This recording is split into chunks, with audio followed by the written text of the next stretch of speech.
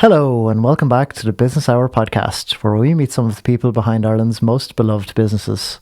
We've got a very interesting show lined up for you today, but very briefly, let's have a quick shout out to our hosts here at Magic Door Studio, the epicentre of podcasting in North County Dublin.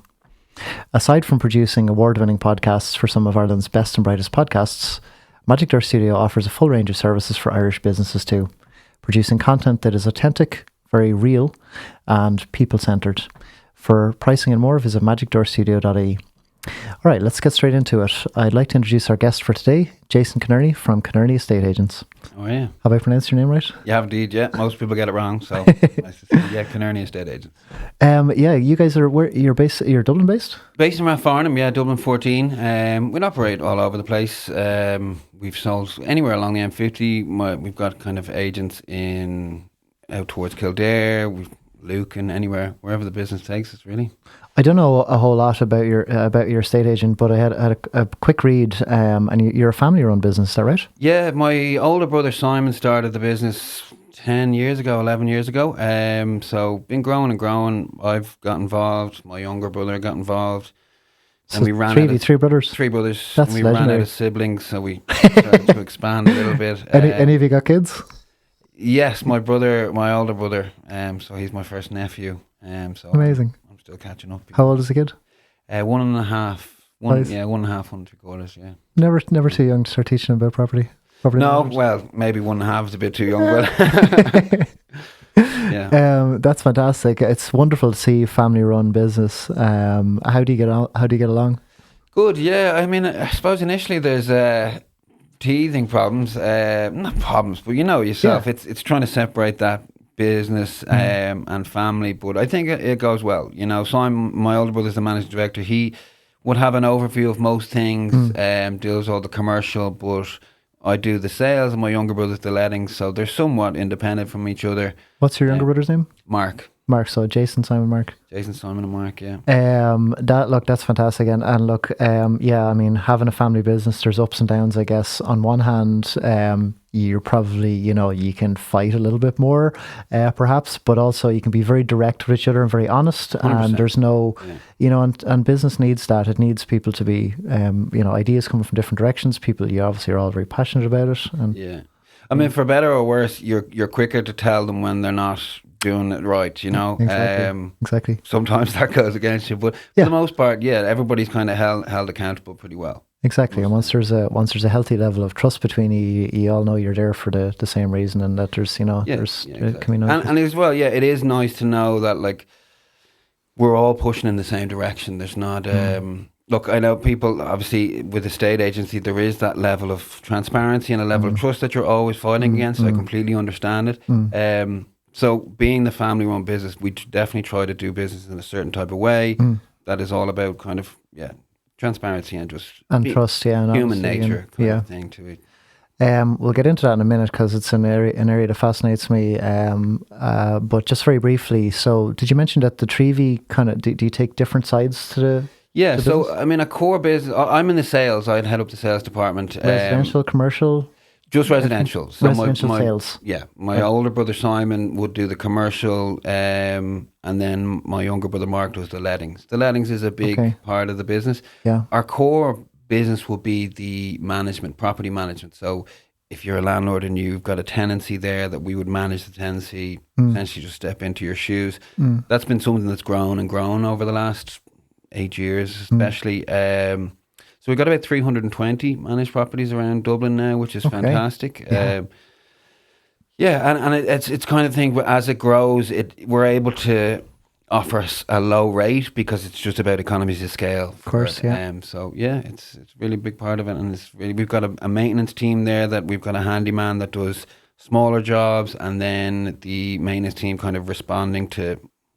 My washing machine's broke, my dishwasher's broke, or whatever it might be, and then chasing rents and things like that. The fun part. Yeah.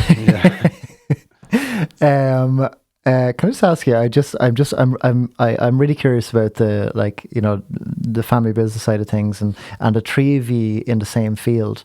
Was that always the plan? Did you train yourself in property? Not at all. My younger brother did business and.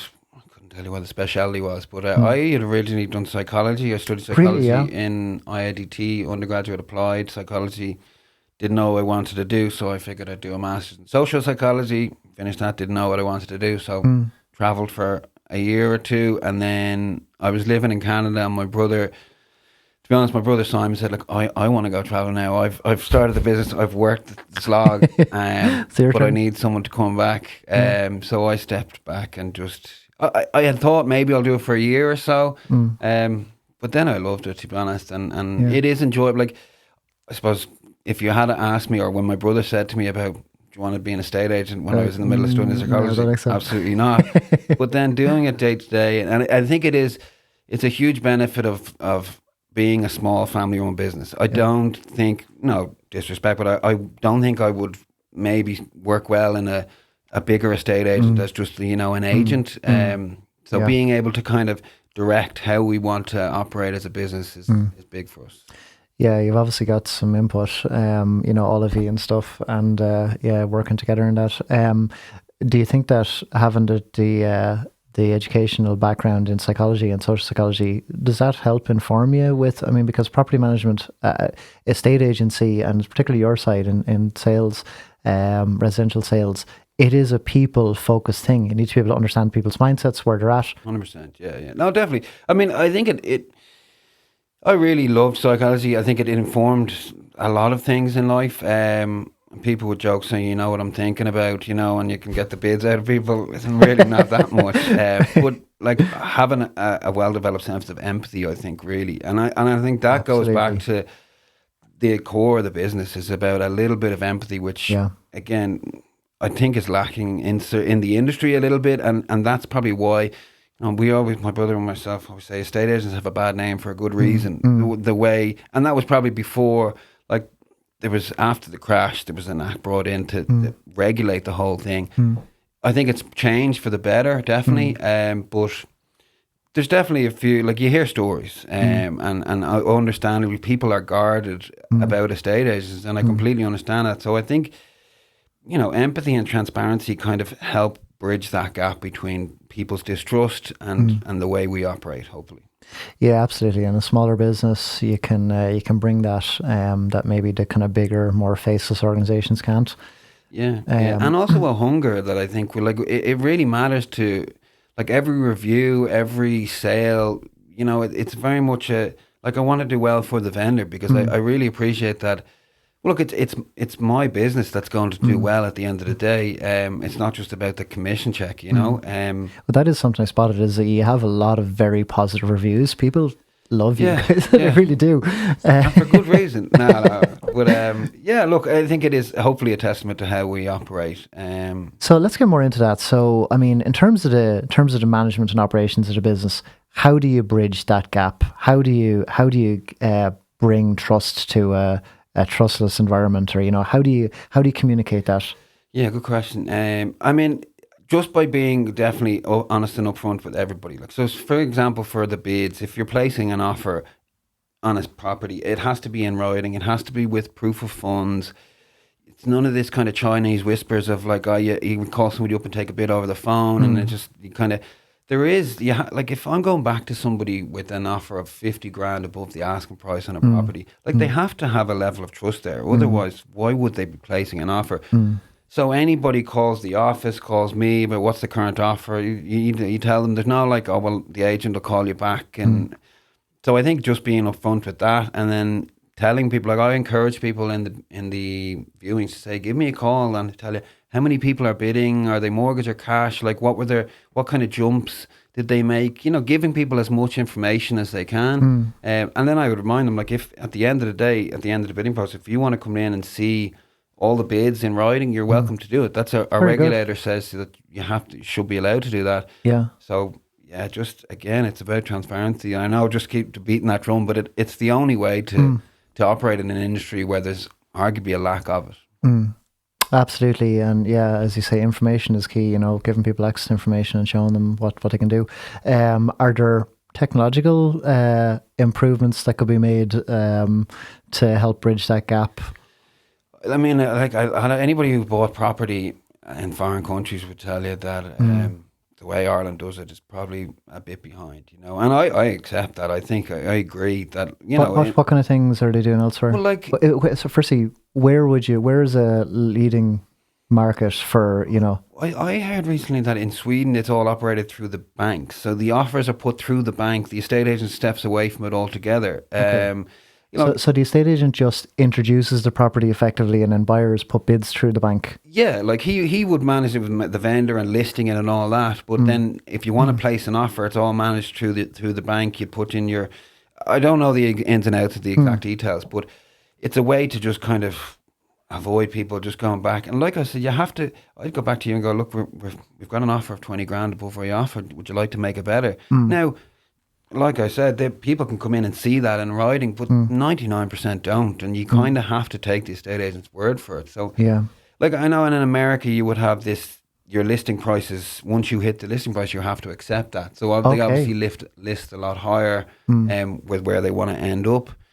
At the moment, in most estate agents, there's a perception in the market, I think, that things are going for above asking price consistently, and they are. They generally are, yeah, from what I've seen. So if you list where you want to end up now, you'll almost, like, you won't get the same level of inquiries, because if I list the property at 600k, they're going to say it's going to go for 650, it's going to go for 700. Yeah. So they won't even put their hat in the ring in the first place. Yeah. So it is. Look, I think the housing market at the moment is one of the most spoken about topics, and understandably so. It's a huge issue for young people. I've just bought my first home recently, so I've been on the other end of that. Thank you very much. Being on the other end of that definitely gave me a better understanding. Sorry, sorry to cut across you. No. How was that experience for you as a buyer? Good. It was eye opening in some ways to see how the other estate agents manage things. I was surprised. I'll be honest, like I was placing bids on property and they were willing to go sale agree with me, and they'd never asked me to see my proof of funding or anything, which I found quite surprising, because, you know, they're going to forgo the other offers they have, and I go sale agree and go, well, I'll talk to the bank next week and then I'll get it. You know, they did ask me, they did ask, have you got proof of funds? And I just said, yeah, and that was fine. So I mean, that seems mad. Like that creates a potential environment where you could have, you know, fake bids and stuff to push up 100%. pricing. Yeah, and, exactly. It doesn't seem solid at all.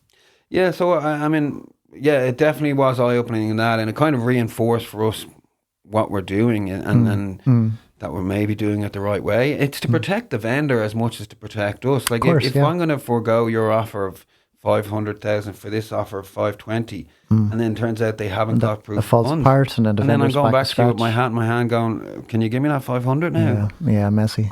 So yeah, but definitely, and also empathizing with the first time buyer and the people who are buying their homes. You know, I think it was definitely a part of the business, and hopefully you can see that in the reviews. It's from the purchaser as much as from the vendor, but it's tricky out there. Like, it really is. And I know, like, obviously estate agents are at the forefront of that property market and the housing market. So I understand that they get a lot of the slack. And if you ever go on Reddit and mention estate agents, they would, they would talk about them like they'd kick their own dog.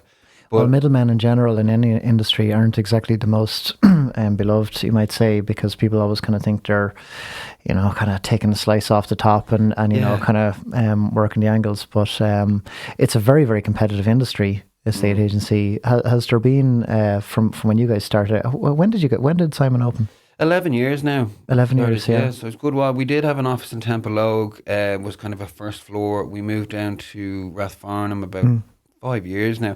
Actually, the day we were going to open the office was, I think, the 19th of March 2020. And are you serious? Like, COVID just shut the whole 2 place days down. later? So we didn't, that first day? 8 months, like, we'd just done the whole place up for months and time. So what did you do during that time? Did you reinvent the business?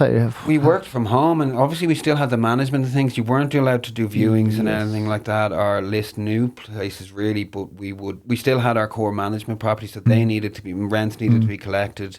If there was, you know, if somebody rings and says I've no hot water, we needed to send tradesmen down. So after the initial kind of 5 kilometre thing lifted, we were back in the office, but not opening the office. We had it closed to the public, and so I think it was probably about 7 or 8 months before we actually opened it to the public. But it's been great. Rathfarnham's a lovely area.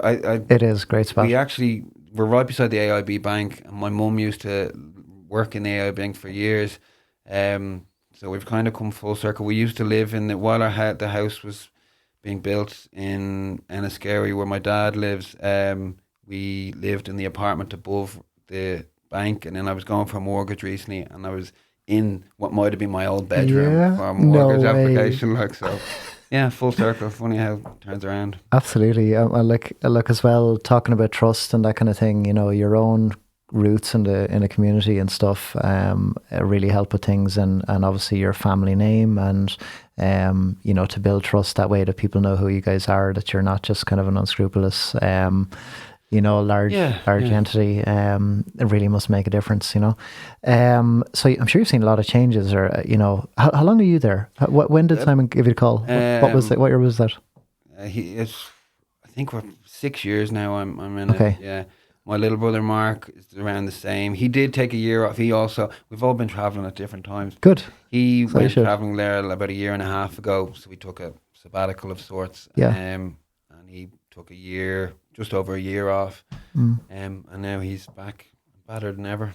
So 6 years ago to now, I mean, a lot has changed. The market's changed an awful lot.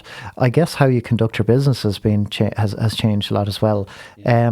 Tell me a little about the kind of like, I guess, the front end of things as it is now, social media marketing in general, and how do you guys present yourselves, and like, you know, how do you work that? Do you do that in-house? Do you have someone who does social media marketing? Do you work? We know, yeah, most of it is in-house. Content creation, there was a guy we had employed to do a bit of content. We employ like SEO solutions and things like that. So I'll be honest, it's been a lot of it is organic, word of mouth and things. So it is something that we need to do more of. We can see some of the industry leaders there and how fantastic their kind of content creation is. So it's definitely something we want to push ahead with. We've in the last kind of 2 years, we've gone through a lot of changes in the business, a little bit of personnel changes, and then also we were growing to a size that we realized we have to change the way we're doing things a little bit. Like with the management, we're managing 320 properties, so that's 320 rents in, that's 320 broken washing machines, and you know, they're not all breaking, but it's just dealing with that level of inquiries, and then with all the maintenance jobs that are there. So we've got a new system called Fix Flow, is really, really good, that the tenants can report any issue 24 hours a day. If it's an emergency, it gets put out to an emergency line that's answered all the time. Fix Flow, is that a standalone system? Yeah, it's a maintenance system. So the tenants go on and all of our properties and all that. So the tenants can go on and categorize what the problem is. If it's my washing machine's broken, my lights don't work, whatever it might be. It uses AI to kind of problem solve with them a little bit. If it is my light switch is broken, it's going to go, well, change the light bulb. Yeah, kind of thing. But little things like a fuse switch, like sometimes it's the trip switch is gone, and it's just a case of doing that. So that'll problem solve with them. Then if that doesn't work, it'll 90% of the time it's passed through to us. We've got 2 guys working maintenance there that will then take in the query, log it, go out. Yeah, go to the landlord first of all and say, look, what would you like us to do here? Do you want to send somebody down? Would you like us to send somebody down? If it was out of hours and the tenant rang the emergency line and said, look, there's water pouring through my ceiling here, there's, you know, serious problems, we would just ring a plumber straight away. 3:00 in the morning, we're not going to ring the landlord to say, would you like us to do this? It has to be done. So there's a bit of common sense applied as well. Yeah. And like the idea of the maintenance is that we're stepping into the landlord's shoes, that the landlord doesn't get those calls, that the landlord doesn't have to chase the rent, that, you know, they're paying us to essentially step into their shoes in every way possible. I think it's definitely one of the leaders in terms of price for what they get, the level of service. And again, it goes back to, it is a family business. We try to operate that side of the business in the same way, that treating it like it's our own property. That what would I do if somebody called me at 11 o'clock at night? You know, we need to just get this sorted as soon as possible. Absolutely essential. So 320 managed properties, do they vary in size and scale? How small, how big? I mean, some of them are one person apartments. Yeah, 100%. Yeah. That's a big part of it. Like, so a single landlord with a single apartment, you'd take that on, and obviously all the way up to whatever size. Well, most of our clients are mom and pop landlords, as they'd be called, where some landlords we have some landlords that have 10 or 11 properties, or I think our highest is probably about 15 properties. Okay. And then a lot of them are single property I love landlords. that. I love that, as you say, that most of your clients are mom and pop landlords, and you guys are a family run business. That seems like a good fit, and a small scale attention to detail. You guys caring about the property as if it's theirs. When you're maybe it's your second home, it's maybe your pension plan or whatever.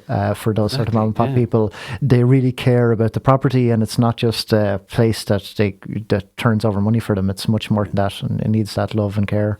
100%. No, I agree. Attention to detail. So you do residential sales on your own side of things. How far outside Dublin do you go? As far we had one up in Bettystown there recently. Lovely, not a million great miles spot. from here. We've had stuff in Balbriggan. I have one on in Enniskerry at the moment. We're kind of between Bray and Enniskerry. Just sale agreed one in Lucan. So honestly, wherever it goes, we've got a couple of agents around the place. So yeah, I think wherever the business goes, Can you walk me through something I don't really understand? How do people find you guys in the first place? So say I'm selling a property, and I'm in wherever, say North Kildare or whatever. How does one go about finding an estate agent? Do people look for many? Do you guys compete with other estate agents for jobs? If I could answer that question, we get all the business. But no, perfect. I know what you mean. I think a lot of it is just searching online, and we would obviously ask people, where did you hear about us? A huge amount of it is word of mouth. Yeah. And that comes back to the trust thing and all that. Is if you do a good job for people and they trust you and stuff, they'll advocate for you. Yeah. And people will ask. When you're selling a house or buying a house, you'd say, well, who did you deal with? If you know somebody that's just bought a house or just sold a house, of course you're going to ask them. I think you're definitely fighting against the big names. We've seen that in Rathfarnham, that, Cherry Fitz, D&G, they're the well-established companies. They've been here for years and years. Some people, there's no other question. That's who I'm selling my house with. And I understand that, they go for what's well known. And other people would, they prefer the family feel to things. They'll Google about reviews and what do people say. So I think pushing the content, like you said, SEO solutions, so that when they do Google, we're going to come up there, and then they can get they can talk to us. And I think when we do speak to people on the phone, hopefully we come across well, and they can get that sense of trust. I do know, I was talking to somebody only this morning about listing their place, and I always try to under-promise and overachieve with things. So, I know I've lost business where they'd say to me, the potential client would say, well, this estate agent told me he'd get me 900 and you said you'd get me 800. It's easy to say, I'll get you the moon and the stars. And then, that you're in, you've taken pictures, you've done viewings, and go, well, we're not getting the bite we needed. We've got to drop the price. People aren't going to go elsewhere. So absolutely, a little bit disingenuous. Look, it's a common problem across many industries, and many businesses would face that, where they've been out compete on jobs where their competitors have said they can do it for less, and then when it comes to it, they've costed properly, and that can be infuriating. But at the end of the day, the longer term, bigger picture is that that you guys have that trust, and so in your example just there, okay, maybe they go with the other estate agent. They end up selling for the same amount or less, or your example, or in your own case, you say 800, maybe they sell a little higher, and that feel of okay, these people were honest, and I think for you guys, hopefully, for you guys, it's essential. It really is. Say you're always pushing against that cold face of distrust and that kind of stuff. So you mentioned about AI. How is AI changing the game for you guys? What changes do you see coming down the pipeline?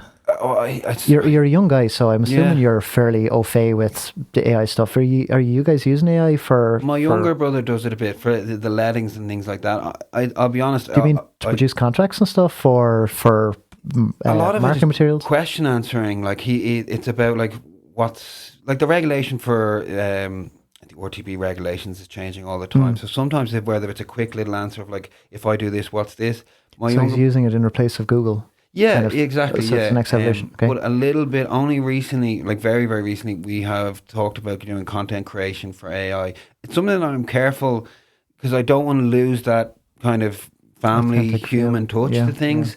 And sometimes it can be quite obvious. The content, like in terms of writing descriptions for properties and things, I don't want to do that really. I prefer to kind of speak with the vendors and get something that is tailored exactly to that property rather than it spitting out. And again, maybe that's my own ignorance of the topic, because it probably is really good and maybe it's something to create and then you paper it.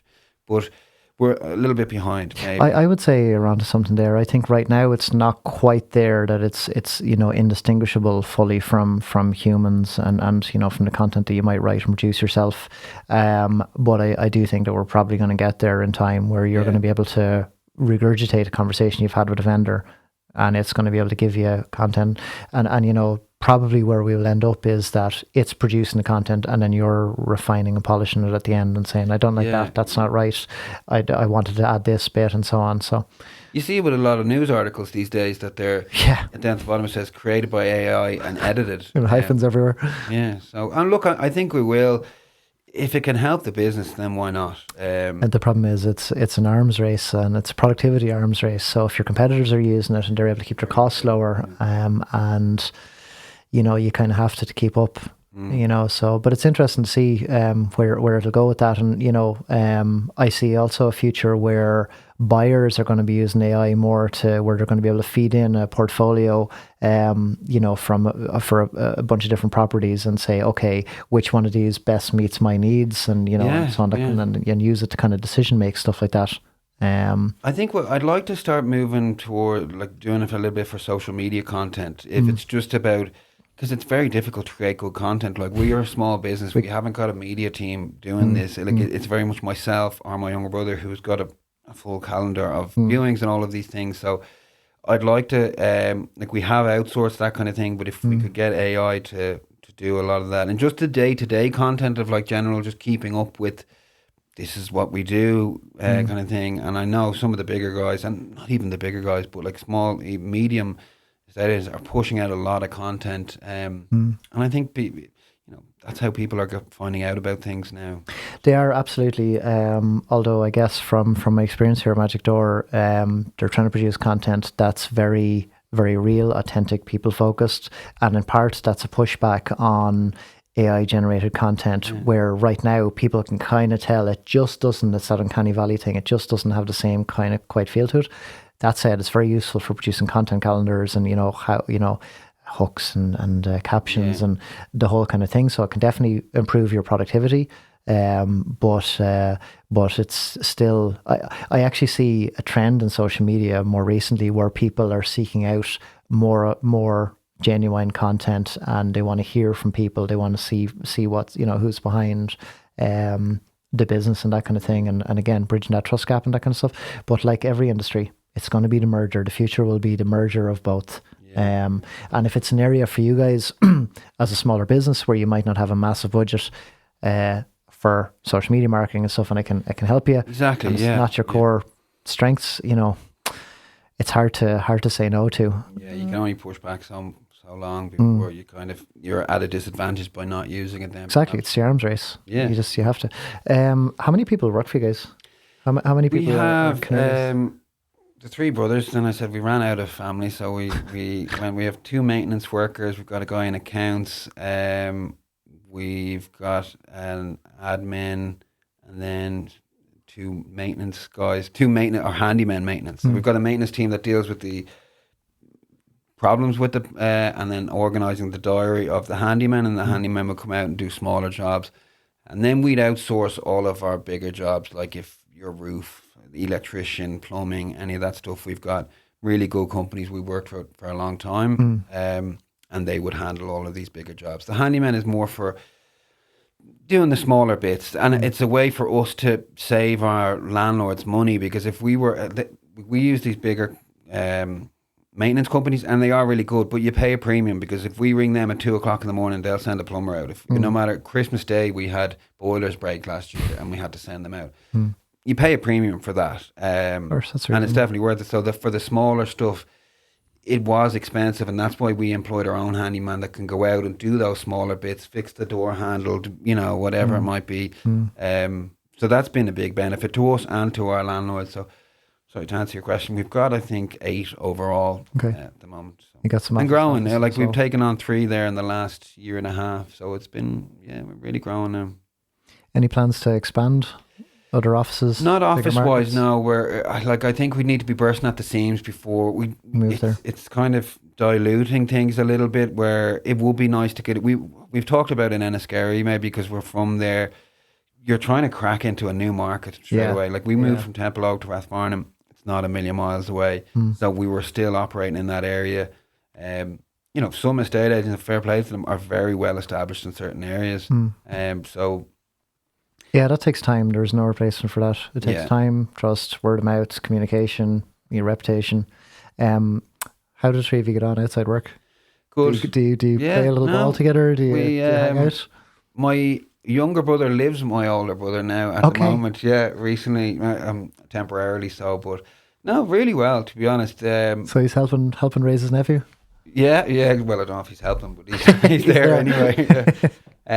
But yeah, surprisingly well. Great. And I think that took time. Initially, when I had joined, you call it a power struggle for want of a better word, not in any intentional sense, but it's just an understanding to bridge to separate work and family, and like, the way you would talk to your brother sometimes can be very much to the point, and maybe not the place to do it in the office. So that took a little bit of time, but I think after the first year of working together, we knew we were all facing in the right direction then. Like, we're all working towards an end goal. Yeah, I'm pulling together.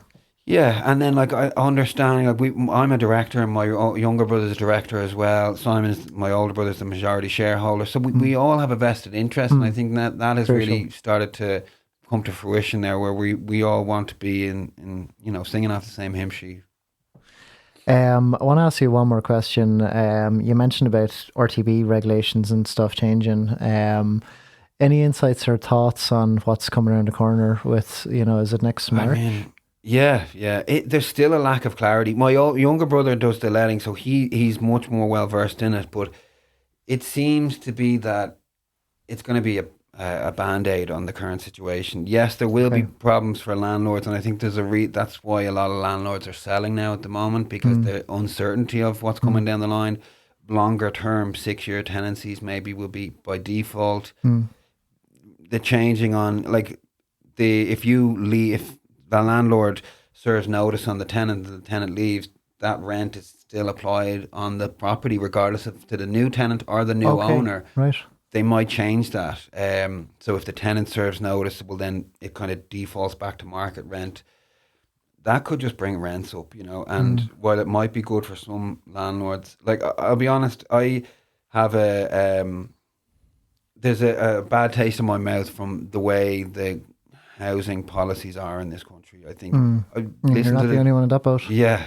I listened to the David McWilliams podcast the other day. Best podcast in town. Fantastic. But he's talking about the nationalisation of the housing market, and he was saying that the government, I didn't realise just how bad it was, that the government are the number one buyer of property in Ireland. They are the ones I couldn't believe that. The words came out of his mouth, it fell over. Genuinely, I was really, really surprised. And of course, people blame the developers and the estate agents, but when the government themselves are buying premium prices for huge amounts of property, it's inevitably going to bring up house prices. And what he said, and I tend to agree with it, it's a PR stunt that they can say, well, we built 20,000 houses. How are they being delivered? Are they really going into estate agents' windows? There's a development there in Knockline of about 300 apartments that a couple of years, probably 2.5, 3 years ago now, not one of them ever came into an estate agent's window. They were all buy-to-let apartments sold to large corporations, American investment firms, German pension funds. So the government can say, yes, we're delivering 30,000 houses, but they're not delivering it to the right people. Interesting. So. Yeah, absolutely. Yeah. Look, it's a complex thing, and certainly we could talk for hours and hours. I'm sure you have, you live it day to day, and you see the insides and outsides of it.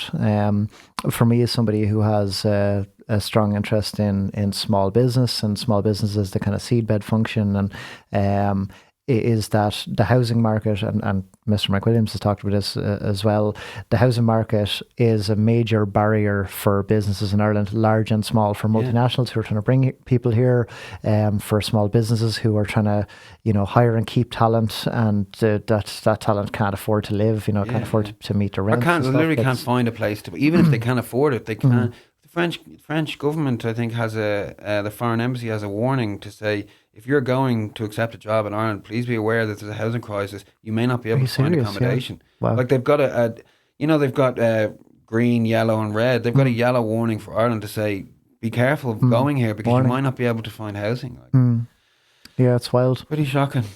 Indeed. Well, this has been very interesting. Can I ask you just your web address? Yeah, it's www.conerney.ie. So Conerney. Conerney. Yeah, Conerney.ie. How do we find you on social media? Conerney Estate Agents on Instagram. Same on Facebook. We've been on Facebook for years. Instagram more, recently, the last kind of 2-3 years. Do you find you get business through, beyond helping with your credibility and that kind of stuff, and that, does it actually drive sales, drive lettings? Do people...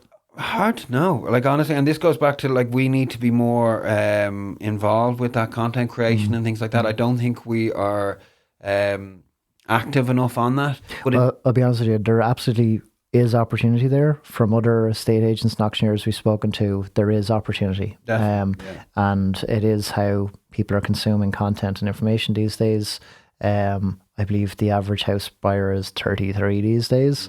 They've grown up in an era where they've had the internet, and they've had phones and social media and stuff. Is just part of life, and they can't operate without it in so many ways. So there's definitely opportunity. That said, how you guys are conducting your business right now is very good. It's very authentic, and that's an important feature, that you never lose that, because that ultimately will be the driver for success for you. Absolutely. So there you go, Jason Conerney. It's been an absolute pleasure. That's all we got time for on the Business Podcast this week. Thank you very much, Shane. You're welcome.